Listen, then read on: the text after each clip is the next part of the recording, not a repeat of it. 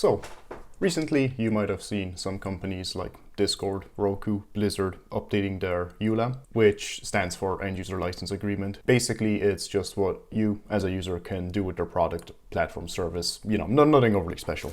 The interesting thing is what the actual changes in the Eula are, because all of them are very similar. And they are largely adding in a clause for private arbitration and how to deal with class action lawsuits. And this is the sort of stuff that's not overly great for normal people, as what this means for companies is they're saying, if you use our products, you can't sue us. Basically, they're saying if you have an issue with our product, we get to pick the group and they will determine if we are wrong. The thing is, they're picking them and paying them. It really seems like a lot of these companies don't really care for the law, and they're trying to use these EULAs as a get out of jail free card. And all this really does is remind me of that one South Park episode about the Apple terms and conditions, but that's besides the point. And a lot of these companies use very kind of slimy and shady tactics to get people to agree to these terms. A good example is Blizzard. They updated their, end license user agreement for their game platform Battle.net, which is, their version of Steam. And, some people saw it, they got upset, they wanted to cancel their subscriptions. Blizzard has subscription-based games like World of Warcraft, but they implemented these changes in the worst way possible. So, you log in, you get prompted accept the new terms, you don't, logs you out, fairly straightforward. Except the screen to manage payments and cancel subscriptions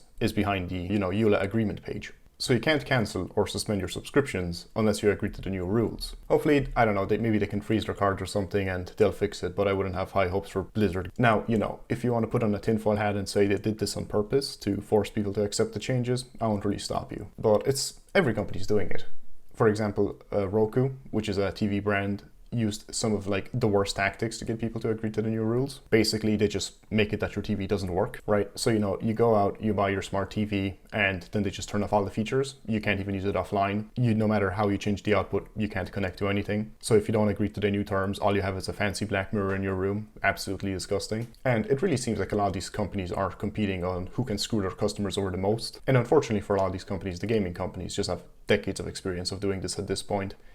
It's no match for them. They're going to lose. And, bring it back to Activision Blizzard, which is a real top leaderboard contender as to when it comes to cartoon villain behavior. They're really up there. A few years, Bobby Kotick, the CEO at the time, they had a record-breaking profit in the year 2018. So naturally, they fired 800 staff. He claimed that it saved him about 40 million in salaries. So naturally, he rewarded himself 155 million for that amazing genius idea that if you fire people, you don't have to pay them. And this news kind of seems a bit ironic, given that recently Activision Blizzard was bought by Microsoft after being held up on antitrust and monopoly concerns. And one of the main concerns that they had was if they merged, they could basically use their position to make really bad circumstances for customers. So a little bit of 2020 hindsight with this one. So yeah, with game platforms getting worse, it's not looking great for new releases, but hopefully you can always turn to old games. Well, if you even think of running an emulator, Nintendo's going to show up at your door with a hit squad, kick in your door, and confiscate your amiibo, saying you illegally printed them on your 3D printer. And this is a side note, which is a funny being in quotation marks, but one of the people that make emulators got sued for 3 million. They lost, they had to pay Nintendo off. And that man must have had a 10 out of 10 charisma stat, because he somehow managed to talk them down to $50 a month, paying off $3 million, $50 at a time. Best part is he's already missed the first payment, and I can respect that. But it's a real shame to see the way everything is going. It really seems to be a downward slide over the last couple of years.